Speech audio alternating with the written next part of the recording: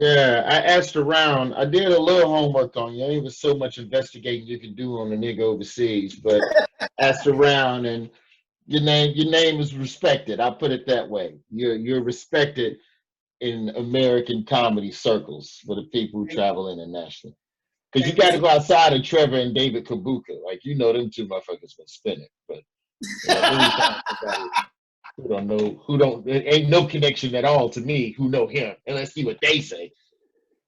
But yeah, I don't know. To me, that's important because it's real easy to build a bad reputation. It's hard to have a good reputation in entertainment. It's real easy to be an ain't shit motherfucker, man. It's very easy. Is So it is it is it harder over there, or is it better, or is it easier rather to make it into being a good stand-up comedian that's loved by comics and the audiences alike? Because I suppose you have comics that are loved by other comics, but the audiences are like, mm-mm.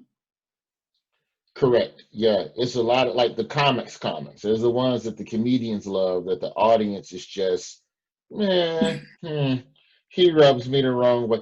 I'd say the best example in my generation is probably Patrice O'Neill, where Yeah. I feel like Patrice, man, he sold tickets, he got love, and he got booked on some stuff, but that man should have been in arenas and theaters on a regular. Like Mm, the the love to hilarity ratio was off mm, with mm. Patrice, in my opinion. Like I felt like he never was quite as loved as he should have, and that's part of it was because he was up there telling the truth, and sometimes I rub people the wrong way. You know, generally, it's hard to be a big act and have big opinions. So it takes longer for those types of artists. It's not impossible. It just takes longer. Yeah. If your comedy plays the middle, it's not a bad thing. In fact, Chris Rock said it himself that he's lost way more money because he curses and because he's political than comparing his wallet to Jerry Seinfeld's. Mm. You know what I mean? So yeah, I would say that in the States, it's easier to be respected by audience. It's much harder to be respected by comedians. But once you are respected by comedians, you got to do something heinous to lose that respect. Like you murder a club owner at the back, and then like you see you ruin it for all of us. Yeah, yeah. I mean, shit, man. It's joke thieves that still got partners. So even that ain't enough to get you really torn down. There's I would say scandal, harassing women, racism is probably the quickest way, Yeah. to get brought down the wrong. But yeah, that part of it is very different. It's very different. Who's in a better position now in the States to talk about race on stage? Is it the black comics? Is it the white comics? Depends on the perspective they're coming from. If you're a white comic trying to educate white people, you're better qualified because niggas been trying to say all that shit for the last 30 years on stage, But if it's a black comic, it is our responsibility to fix this country. We can tell you what's going on and, tell you, this is what's popping, please pay attention. Mm. But I think it's much more like I give you an example. When Jim Gaffigan snapped a couple weeks ago, that's a great example of his comedy has always been brilliant, but he never really put any opinions in it. And then Jim Gaffigan just one day on Twitter just went on a fuck Trump rant for 24 hours. And then his fans were commenting under it. That's the last ticket I'll ever buy to your show. And he would reply, fuck you. And this is Jim Gaffigan, nice, bubbly ass white dude. That message coming from Gaffigan is far more powerful than it coming from any black comic. Tiffany Haddish can get on stage and go, hey, stop killing black people.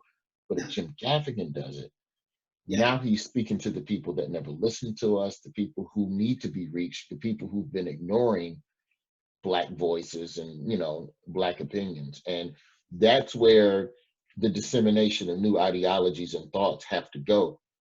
And a lot of Black comics can't go over there. I think it's a white person's job to tell people right now the most effective form of comedy from a white comic, if it's about social justice, it's about what's going on, and here's some of the solutions. But if you over here critiquing whether or not somebody should have a right to protest, or I don't know why y'all riot when they be shooting, well, shut the fuck up. Like that.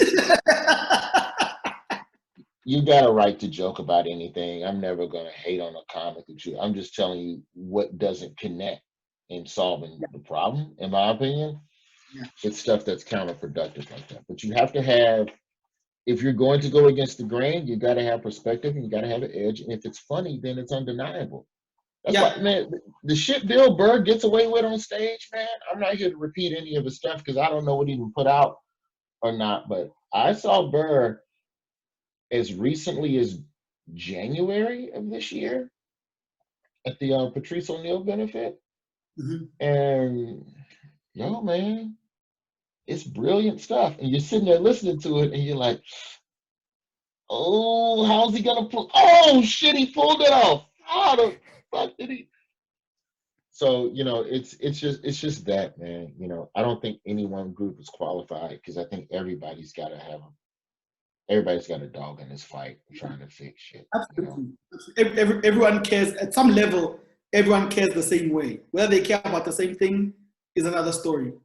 But at some level, what's wild though, bro? Like, I don't even feel like every comedian should talk about race. Like, I feel like because not every audience member wants to hear about it. And some people come to a show for escapism, right? It's like the Netflix. It's like the niggas who do nothing but watch documentaries and dark shit on TV all the time about the horrors of the world. And then you got motherfuckers that just watch Dancing with the Stars. Or it's like, I don't. Property Brothers. Even if they don't have that over in South Africa, I'm sure y'all got some fuck ass show with celebrities not doing the thing that they were famous for in the first place.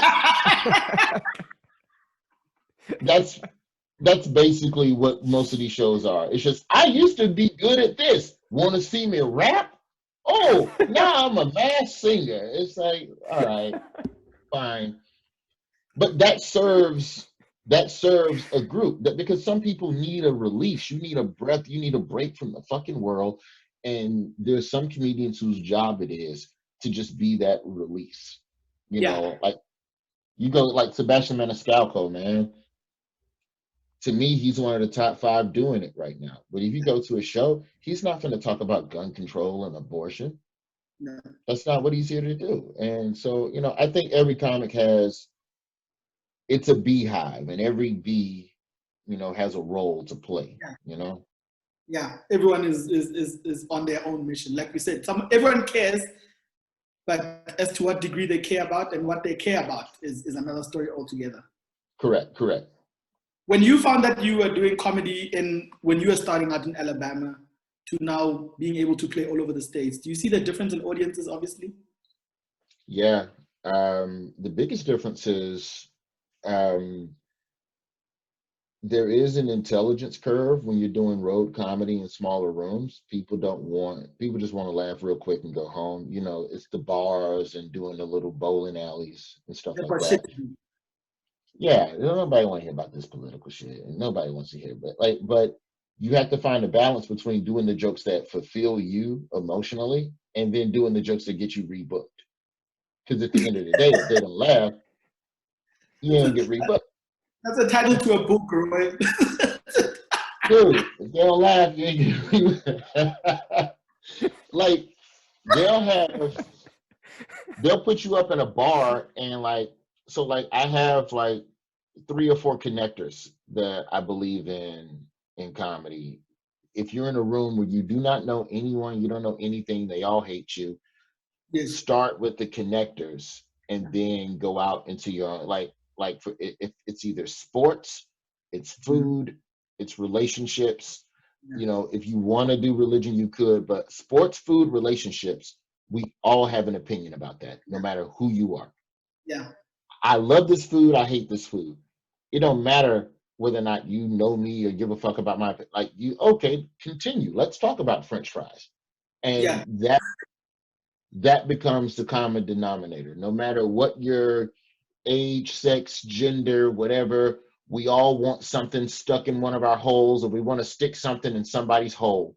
So relationships, I'm just saying, regardless of where you are on any spectrum of gender fluidity, whatever, we all want to bust a nut at some point. So relationships are the genesis point of having sex. So love, companionship, we all want to be wanted. That is a connector. Yeah. Sports, either you hate it or you don't. Either you love it, or, you know what I mean? Either you got a favorite team or you got to split you. So you can find that stuff. So I found myself doing a lot of that type of humor when I was on the road to start out. And then the back half of my set would be what I really wanted to talk about. Or I would use one of the connectors to segue into, the things that I actually wanted to explore. True that. Yeah. I was having a conversation with a friend of mine. I was saying that it seems like in comedy, the more famous you are, whether with the audiences or just the general population, the more you can be yourself, which is almost back to front when you think about how fame should be. People should love you for being yourself, and then you gradually become the thing that they want you to be because they held you up. But in comedy, it's the other way around. When you're famous, you can say anything. You watch super famous comics saying stuff where you're like, if I said this, you guys wouldn't be laughing right now. Correct. And it's because, like in music, you sell the lie, and then the moment a musician gets a conscience, they tell him to shut the fuck up and just, or it's LeBron, it's shut up and dribble, go play basketball. Wait, what, you care about shit? Nobody want to hear about that. Whereas if you look at Chappelle has become more and more a metamorphosis of an awakened black man than he was. You can see the trimmings of it 10, 15. Like if you go back and watch Killing Them Softly, it's in there. You can see it. But now it's like, oh shit, he is awakened. Yes. And people love him for it. They love him. Yeah. It's very weird. It's very weird that it's like that as a comedian. Like I just now feel like I'm getting to a place creatively where I can kind of say the edgier thing and be afforded the runway to explain myself. Yeah, I think you nailed it. It's the runway to explain yourself. You don't have to get to a point as quickly as before. You now have the leeway to explain yourself, right? Like I had a bit in my last special, and the first sentence of the bit is, we should pay the police more money. And that is not the right thing to say in America about policing. But then you start connecting the dots of, if you pay any job, the basic premise, I'm not going to do the bit, but the basic premise of the joke is that any job that is high paying with a good salary, people snitch on each other.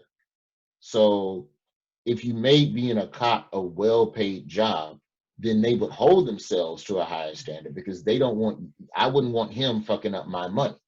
So I'm going to snitch. But because they aren't paid well, they cling to brotherhood as a sense of unity, because they're all suffering together. So once you get through all of that, they're with you.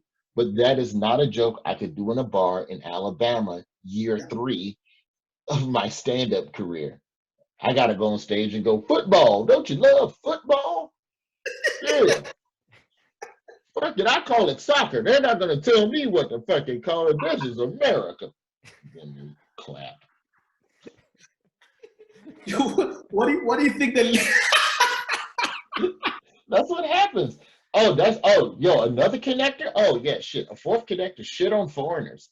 That'll bring them together in middle America. You ever want to fucking get on board? You want the women to get on board with you, boy? Man, isn't it weird that they use kilometers and fucking, it's miles per hour? God damn it. This is America.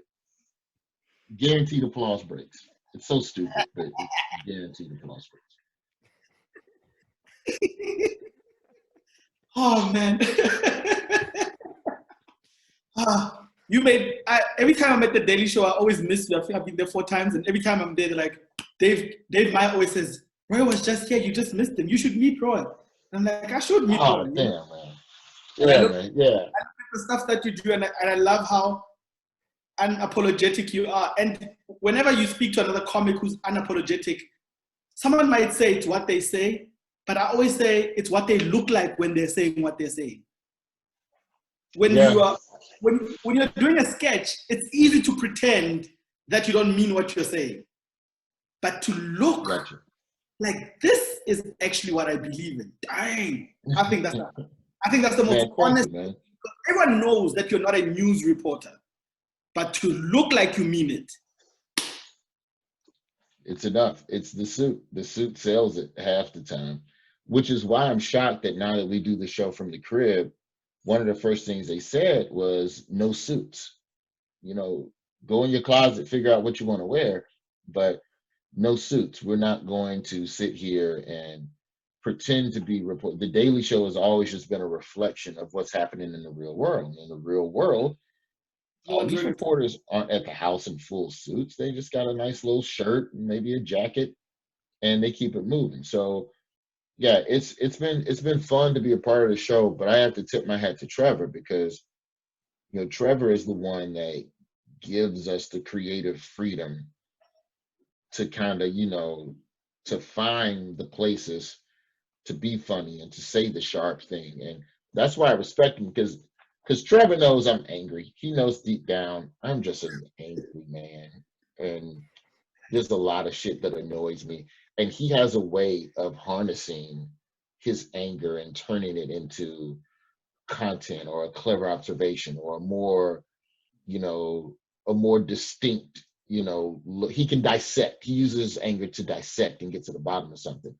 I just want to scream, that's bullshit. And both are relatable emotions. Yes. Because, you know, at the end of the day, the Daily Show, I think it does well because it's relatable to the emotions that people are carrying right now. Yeah. Yeah. I always feel, I might be wrong because obviously I don't live in America. Whenever I hear everyone talking about Trump, right? Mm-hmm. It's obvious that he's an asshole.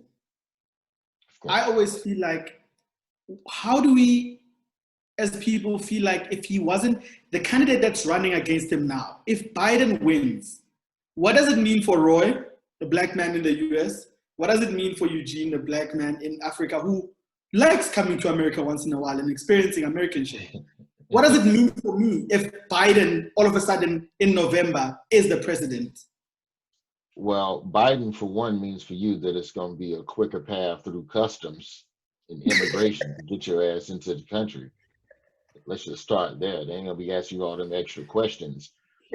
But if we talk about it globally, yeah, you know, Donald Trump is a man who has represented bigoted views and has not denounced the support of bigoted groups, you know, and groups that promote hatred and violence. He has supporters in numerous foreign countries. I can't think of another president that's had people wearing his merch. Like, there's people in Japan wearing MAGA hats right now. There's people in the Middle East that support Donald Trump, which means they support a lot of his negativity. Mm-hmm. That empowers and emboldens hatred across the globe. And I think if you have someone like Joe Biden in office, at minimum, you get that off of the table. America is the laughingstock of the world, as it should be.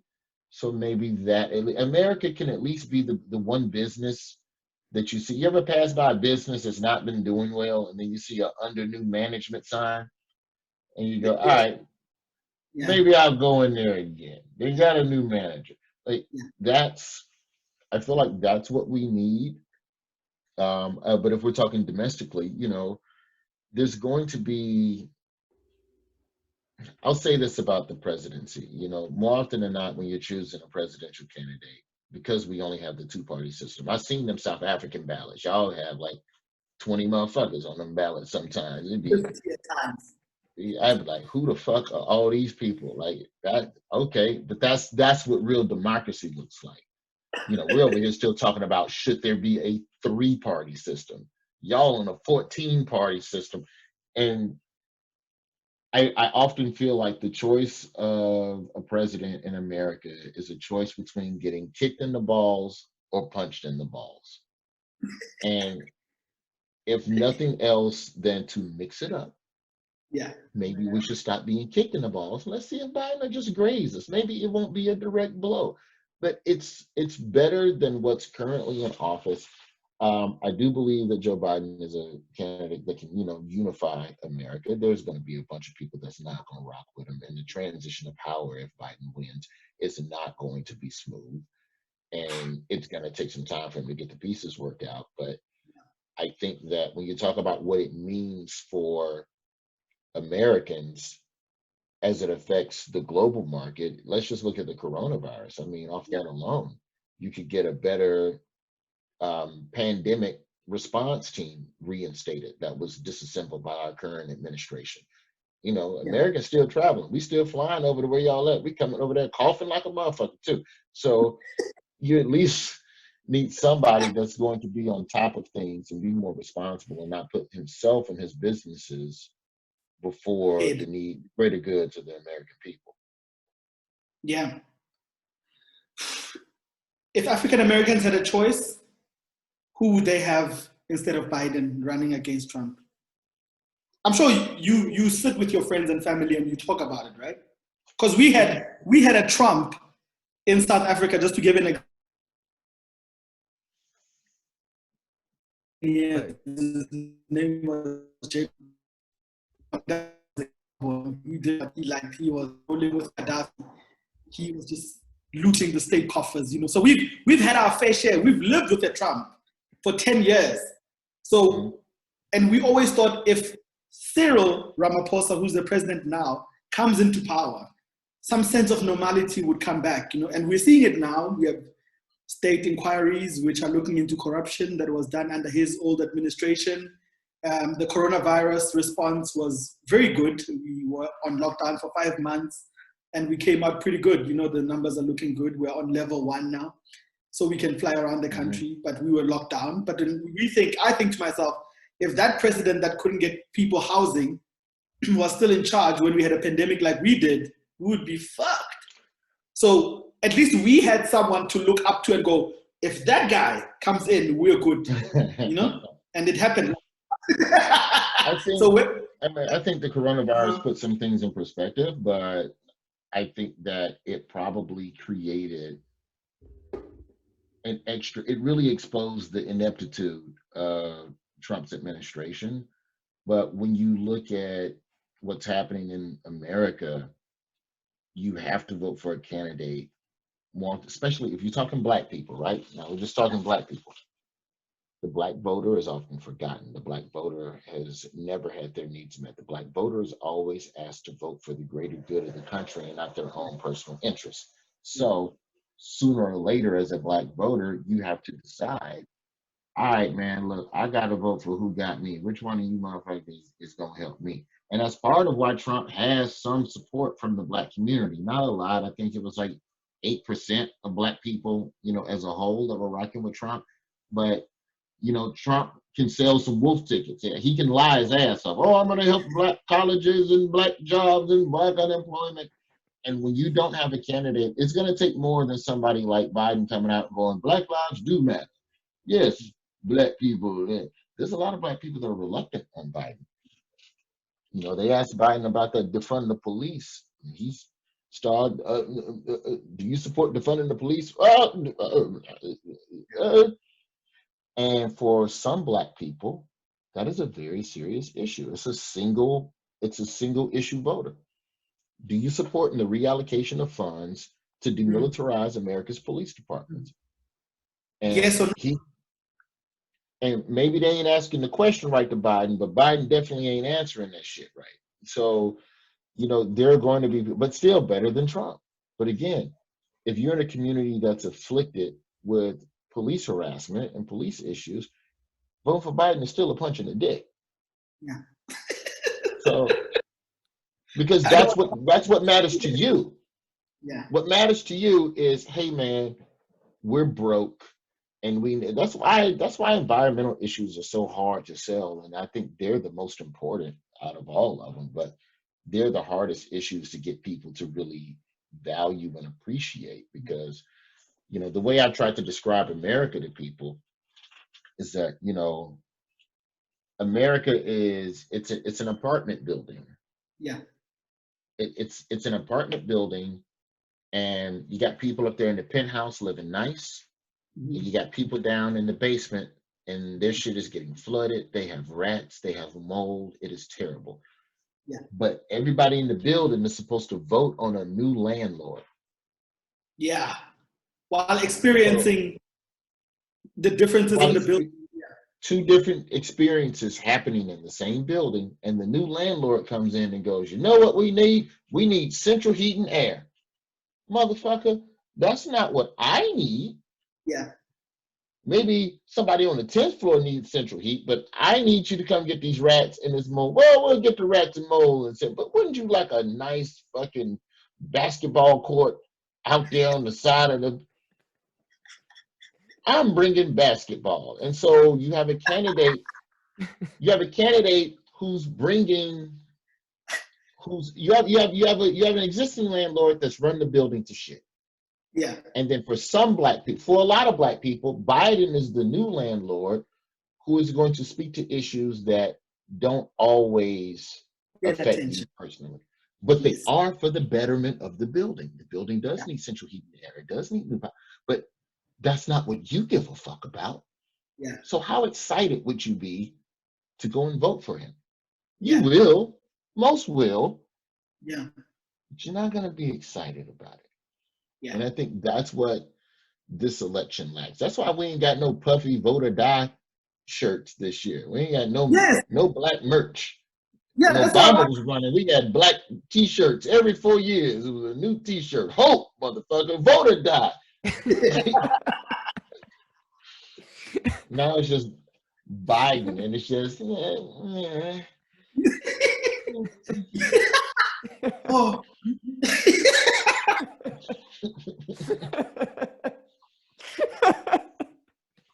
That's all you need to know to assess the level of Black Americans' excitement for this election. There's no merch. We just don't, even adding Kamala definitely helped. Kamala Harris being his vice president, being his running mate, that helps a lot. But it's their relationship with the criminal justice system. Yeah. Something that they're going to have to answer to sooner or later. Yeah. And I do believe that you make the best decisions you can with the information you have at the time. So I'm not going to sit here and critique, well, you did something 30 years ago, so you unqualified now. The same law they use for people that have been to prison not to vote. And you're like, if someone has paid their debt to society, surely they have a right to say how things should be in their society, right? Agreed. And it's Joe Biden's on the record for voting for a lot of stuff when he was in government that was not good for Black incarceration rates. And Kamala Harris represented, the state, the top prosecutor. But if you have to take someone at face value. And if they say, here's what I'm going to do now, that has to be enough. Yeah. Because otherwise you're about to be stuck with the same landlord who ain't said shit about it. I think you should have a children's book about Trump ran a PR campaign against 5 Black men being falsely accused of rape, and to this day hasn't apologized for it. And that's who you think gonna be better at incarcerating and freeing Black people? Nah, dog. Go on, give me Kamala and the old dude who might not know where he at. I think you answered one of Biden like he don't know where he at. I'm not saying he's off in the head. It's just sometimes he get out the car and he's like, what the fuck city is this? Oh yeah. Okay. Biden has the tendency of making Donald Trump look like a spring chicken, which is very hard to do. But Did y'all? Here's a question for you. Not that I'm supposed to be asking you questions on your podcast. What was the takeaway from our presidential debate? did you watch any highlights of it? Did you like Trump just constantly yelling and cutting the man off? And I know it's not necessarily must-see TV over there. However, I'm always curious as to how much people laugh at us, because I know Boris Johnson is kind of an idiot in the UK, but he's not Trump level. Like he's a Trump that listens to his advisors when it's time to shit. He knows when to shut the fuck up. Yeah. Trump goes harder. He's also got the queen, so he's not really in charge. You know? Yeah, he has an overseer. He's got like a co-star. So what I always say to a lot of American people that I know, I always say, you must remember that our exposure to Trump is different from what you guys are experiencing of him. First, we watched him for a long time on television as a host who was firing people. Mm-hmm. It was entertaining to see. He put people that we didn't like in their place. You know, you'd watch a contestant that you feel like you hate in a TV show, and then Trump would have them in the boardroom and go tell them to go fuck themselves. Then that was funny. And then he ran for presidency after the person that we always looked at as our guy, because the world also looked at Obama as their guy, but they never really experienced Obama as anything. So when he won, it was a thing of, okay, guys, you'll take it from here. We'll see you after this, right? So the world left afterwards. We only started peeking back in when the domestic violence started happening. So so when the domestic violence started happening, we slowed down and we would watch, and then we slowly parked our cars by the lawn. And then year 4, we're like, God damn, this guy's an asshole. And the police? And everyone was like, he's friends with the police. He runs the town. His town is his. So his wife was busy going, they were like, no, get out of there. So whenever we go to America, because we look at you guys as the domestically violated women, we get there and we find you guys at Starbucks. You guys are watching baseball. You know, you guys are at the Central Park with your feet up. Then I'm like, did you guys not get beat up? Then you go, oh yeah, he does tend to do that at times. Yeah, and I'm like, sometimes he beats us. Yeah, so then I'm like, where are we now with you guys? Then you guys are like, oh, well, you know, I wouldn't trust him. But I'm like, I got through customs. I got my visa during his time. So that's why I always ask, at what level does it affect me? Because still today, remember that, Roy, whenever we see American news, we only see it through CNN in South Africa. So we don't have Fox unless you're online. And on BBC, they hardly talk about American news. In South Africa, 99% of the content is about continental news. So whenever we see snippets of him, it's on social media, or it's if you go looking for it, you go find it at CNN. And the anger of CNN presenters is not helping the rhetoric of Trump. It's not helping us see that he's an abuser. The guys at CNN make it look like they're the nosy neighbors that are just in everyone's business. If anyone had a business, they'd be in it. But then when you talk to guys, so Corona was a divider. So Corona had us looking at fundamental stuff, how you are dealing with a pandemic and a global crisis. So that's all we had to look at, all of us equally. But remember that it all started this way. We were all shocked about what the pandemic is. Then we got scared of the pandemic. And then people were on furlough all over the world. And then some people were told your job is still safe. When it all comes down, you're going to come back home. But imagine how many people want to scream at their employers for lying to them, for giving them a false sense of security. So when you watch Trump shouting at another middle-aged white man, it's hard to think that they are debating policy. If he was shouting at a black woman or a Hispanic man, you would firstly go, first of all, don't talk to him like that. We would get that across. Then we would say, listen to what he was trying to say. But right now it's two middle-aged men. The country, the continent, the global society is frustrated. People that are watching this are trying to figure out, if this guy goes into power, how am I going to get my job back? Is this thing going to be resolved quick enough for me to get my job back? How many people want to shout at their landlords that want to kick them out their apartment? How many people want to shout at their bosses who said, as soon as things come down, you're coming back to work? And here's a guy shouting. It's hard to be mad at a guy who's shouting when everyone is feeling frustrated. Correct. Like it's definitely not good for Biden either to be No, shouting back. no. And that's why I always say Trump will always go down in history as the man who had lack of timing on his side. All of these things that look horrible end up making him look like he's the Teflon Don. Look at how he's spinning the whole Corona situation. He's like, guys, I could have been locked up at the White House doing nothing, but I went to the hospital and here I am. I'm talking to you on video. I'm gonna come out, I'm gonna drive by and say hi. You're like, God damn it. You know, everyone who said, look at you now, is now the asshole because you're like, have we gotten that far? Are we now saying that a guy who you don't agree with, you'd be better off with him dead? But imagine the country with a head of state dead from a disease. That wouldn't pan well for everybody else. But now here's a guy who's taking that on his phone, talks to people all over the world and outside the hospital, and comes out and goes, I'll see you after 7 days, guys. I'm just sorting this thing out. I could have been at home, but I'm here with you in the streets. This man's timing is of another level. It's like if he caught, the only thing that would have been worse is if he'd have caught COVID like on election day. That's the only way it could have hurt him. Because now it's just going to show his voters, well, I don't need to worry about COVID. I got it. And the only thing, you know what can hurt Trump? Is if he's on the record disparaging American troops, because I believe a lot of his voters put troops ahead of the presidency, which they should, or if he calls the people who died from Corona losers. Yes. Like, if he survives Corona and then he just goes, those are losers, they don't know how to deal with Corona. Me and COVID are okay. We're A-okay.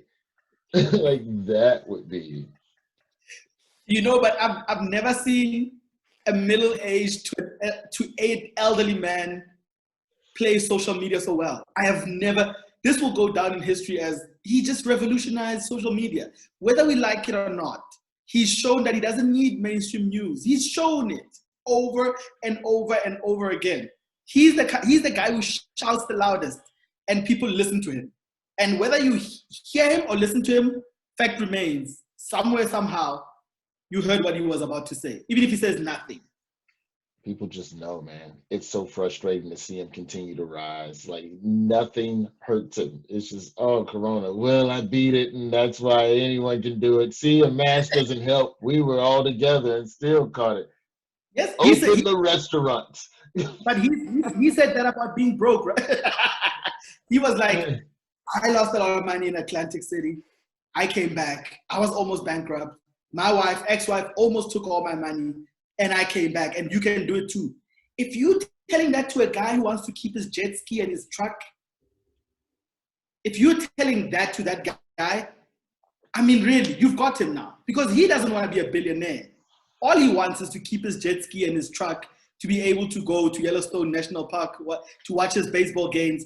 If he's managed to do that so well. But if you watch Get Me Roger Stone on Netflix, I'm not sure if you have, then you realize how you must watch it, Roy. Then you realize how America ended where it did with Trump. It was not a coincidence. There was some skill, and despite what we might think about him looking from the outside, he does listen to people that he wants to listen to. Mm-hmm. So you find that a lot of people who are fighting against someone don't listen to a lot of people. If you and I are enemies and you're the one on the platform, best believe that whenever I'm coming after you, I'm not listening to anyone else's opinion about what I should be doing to get to you. I will just react out of frustration. Decisions. Yeah. Yes, but the person that's trying to keep their position always surrounds themselves with enough people that are going to tell him the truth. And they do tell him the truth about who he is, but he's accepted who he is. It took him years to get here. And that's what we are taking for granted. There's 24-year-olds that are agreeing with a man that has done so much over so many years, that his ideology and his thinking is stuck in that era and is moved into the new era as well. So he's a man of 2 centuries. Shit, man. Like, I really think that we're going to be in a place where his ideologies are going to remain within the American culture, for another generation. Because he Yeah. really did. I used to joke about it, but he really did stir up a lot of racist. Like Yeah. I jokingly called him the Pied Piper of racism, and how he just went from town to town, MAGA rally to MAGA rally, just playing a racism flute. They're killing the niggas and we gonna get them. Like building the wall. And these people are on board. And it doesn't matter if Trump falls off a cliff. Those people are going to be like, what is it? Oh, God, I can't believe I'm going to quote Ra's al Ghul from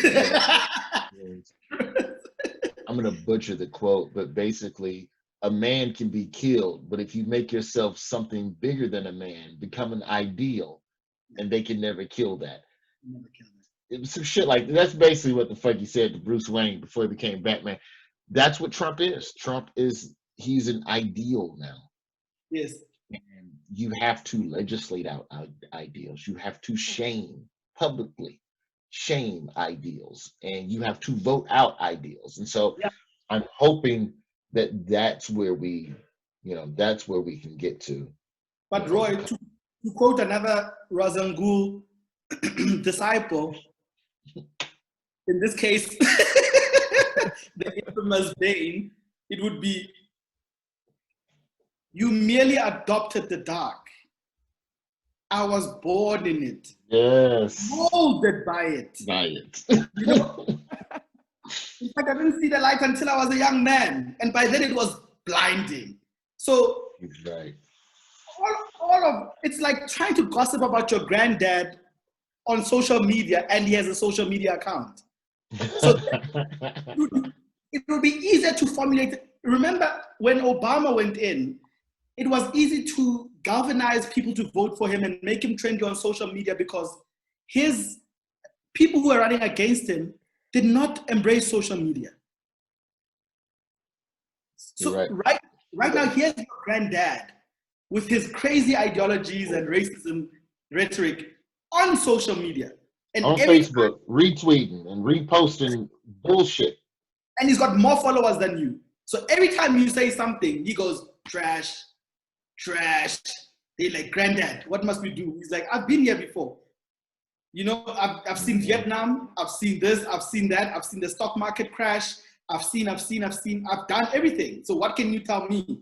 What is the last disaster that you faced? If this man was alive during Vietnam, he was alive during the stock market crash, he was alive during 9/11, as a human being, let alone a head of state, as a rich white man of privilege, there's really nothing that a 20-something-year-old white or black person can tell him. He will always shout the loudest, and he's already beat you at a game that you're supposed to have invented, social media, talking to invincible people and galvanizing them to create votes. No Republican president has ever done that. Talking to invincible people to do something that changes how the country's ran by electing you into power. Beat you at your own game. He's a true scholar of Razangul. What if Trump was there? Yeah, you're right. Trump is the Joker. I took your game and I turned it on its head. Yep. And what are you going to do about it now? Because he always goes, your move. Because I always feel like whoever tries to fight Trump is not angry enough to sway to the opposite direction to beat him at his anger. So if you argue with someone who's already angry, you're already losing because you are getting angry about his anger.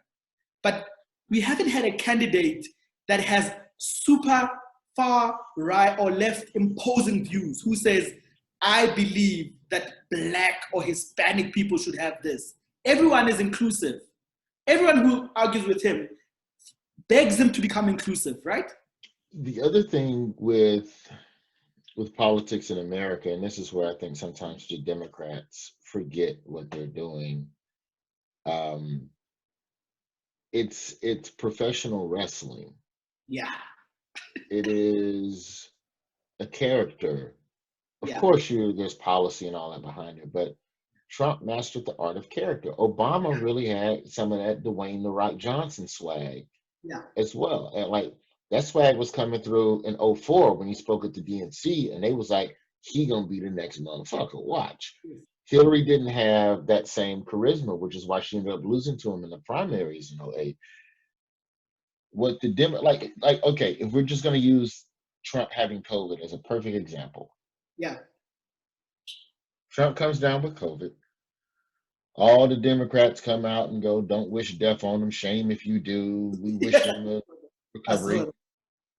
And then there was questions about um, whether or not Joe Biden would suspend his campaign. Right then, Trump starts tweeting. Now, mind you, this man is supposed to be all sick and injured, and oh, don't campaign against me because I'm hurting, even though I'm out making videos and driving around the hospital. This man that the Democrats have decided to show sympathy upon, just from a tactical standpoint of running an election. I'm not talking about the morals of wishing death. Just how do you run your campaign when your candidate is injured? Motherfucker, you supposed to run harder. But they was all, well, we wish him well, and we see. And no, at minimum, just go, look, this is what happened when you don't take shit seriously. Look at them all over there coughing.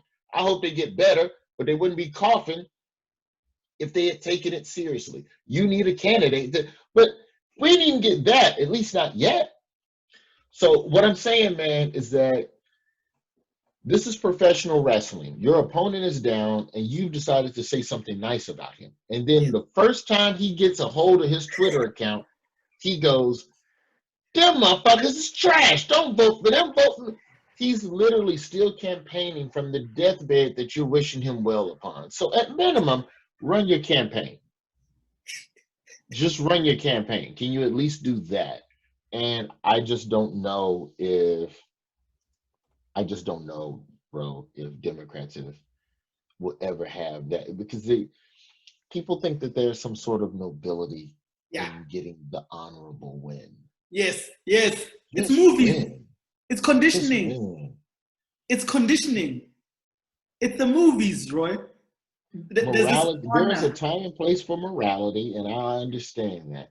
But it is not immoral to at least just continue to run your campaign. Just do that. Just anything. Come on, you know, that's the part of it that I really wish the Democrats would turn up on. But both of these parties have to get younger, and we'll see a cultural shift in the behavior of how campaigns are conducted. Because you know, like it's got to get young, and you know, it's getting there, but not this year. That's crazy. I think that's what I wanted to ask. That's what I wanted to ask you. I was like, why is it this time there's less famous African American personalities on the campaign trail urging people to vote? Where does the reluctance come from? But I guess you've answered that in a way. I think that there's less, when you're talking about Black celebrities, or are we talking about famous Black politicians? No, celebrities. I think that there's less Black celebrities active because this isn't a candidate we can truly be excited about. It's just they telling you to vote, but they ain't like out there making full blown. I think I read a report where I think Jermaine Dupri, Jeezy, and a couple other Atlanta rappers are getting together to make some pro vote videos. Because what you see now, if you really peep game with Black Hollywood, the message is vote. It's not vote Biden. It's vote. Register to vote. You know, before it was vote Obama. Vote Obama. Obama or use a piece of shit, motherfucker. I'm Puffy. $50. Vote or die. Well, now it's just like, hey, make sure you vote. Your voice matters. Who should I vote for? Just vote. Your voice matters. All right. I don't fucking know which one to tell you. They're both kind of got their pluses and minuses, but just don't take this out. The energy is different. I just think that this isn't a candidate that you can unequivocally get behind, and if you do, then you run the risk of hurting your own bottom line, Yeah, which is wild, you know, it's considering crazy. that the black consumer is probably one of the most forgiving when it comes to transgressions from our performers. But in this time, especially when money's tight, there's no way to tour. Yeah. Streaming dollars might be down. The last thing you want to do as a black entertainer is get on the internet and say something that pisses off half of your fan base. Y'all vote for Biden. Motherfucker, he locked up my daddy in 92. Fuck that old motherfucker. Now you sell less tickets because, you know what I mean? Obama was a much safer candidate to scream to the high heels for. Hell, even Hillary. Yeah. Biden, Yeah. not as much. Yeah. Biden, there's still going to be a little bit of clapback if you screaming Yeah. Biden or you screaming Kamala. And I wish they would say more, but they don't. I mean, shit, there's black Trump supporters and black entertainment. Yeah. And they still. I saw the boxer. He wasn't at the heavyweight champion. What's his name? He was at the White House taking a picture with. Was it Mike Tyson? I think. No. I know Tyson. Tyson has spoken highly of Trump on the record during his term. Was it Deontay Wilder? Deontay Wilder. Yeah, there's a Trump at the White House. There's a couple of black MMA fighters that support Trump, and they're out there, but they're also still selling tickets, still making money, still like R. Kelly had people show up to his fucking court arraignment to support him. So there's a lot of flexibility if you've got talent. There's been 2 times in my life. So I used to do prank phone calls for morning radio. That was my thing. I would get up and call people and tease them about something. Your daughter hit my son. I'm going to come fight you. Well, come fight me then, motherfucker. Like that type of stuff. And then you tell them at the end of the call, ha, ha, ha, it's a prank. And then everything, it's all love at the end. So it's 2 times people have tried to run up on me over a prank phone call to like fight me in a public place. Because some people, they not with them jokes, man. Some people just not with it. So the first time was Jay Prince, who's a well-known music producer. And he lives in Houston. I was in Houston at the time to do a prank call album with this new record label. And we called Jay Prince. Jay Prince was one of the people that we called. I called Jay and I said, man, all these new artists on your label, they ain't selling shit. I work at a record store and your artists don't sell. Come to this record store and pick up these goddamn CDs and take them and put them in the trash. And in a traditional prank call, someone is supposed to get mad. I insult you, you get mad, we yell, and then I tell you it's a prank, and that's it. I say this shit to Jay Prince, and I just urge everyone to Google this man so you can just see the stone cold look on his face. That's how he looks all the time. He does not smile. Everything is business to this man. I said, man, come over here and get these CDs. And he just goes, okay, where you at? Yeah, that's Jay Prince. That's a serious brother right there. And so, I say to Jay, well, come fight me then. You want to come fight me? Let's fight. Oh, this is not a person you should be calling and talking shit to. He's connected in the streets. So I call Jay Prince. I go, all the rappers on your label are trash. None of their albums sell. Come to this record store and get the albums. And he just calmly says, okay, where you at? And that threw me off because like nobody ever says, let's fight. Okay, where you at? And so the producer that was in, the engineer rather, that was in the studio with me, I can see him get nervous. He's nervous. And I'm like, well, fuck. Y'all, and these are people that know Jay Prince. They're the ones who gave me his phone number.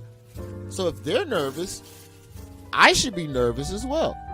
So one of the producers comes on the line. He goes, "Hey Jay, it's we're just doing a prank phone call. Roy's a comedian from Alabama. We were just doing a prank phone call. We're over here at the studio."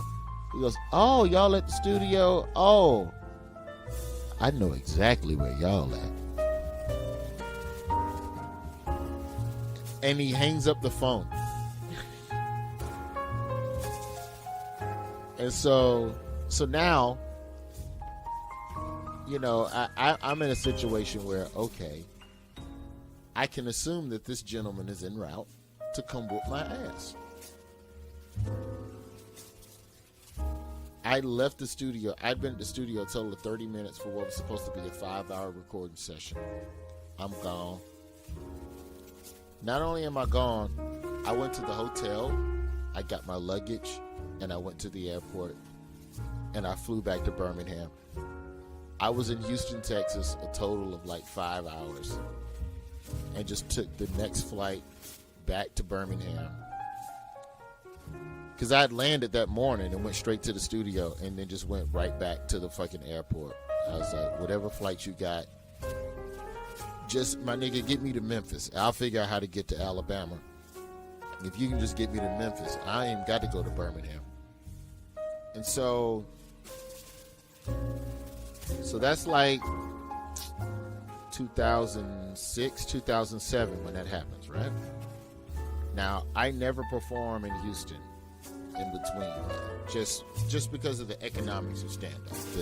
Texas, there's a plethora of local comics within the state, so they don't really fuck with out-of-towners unless you're somebody that can sell tickets as a headliner. I wasn't there yet, so there was never a reason to go to Texas. So fast forward to a year or two ago, Jay Prince wrote an autobiography, and he's going around promoting it, and I tell that story on Twitter about him,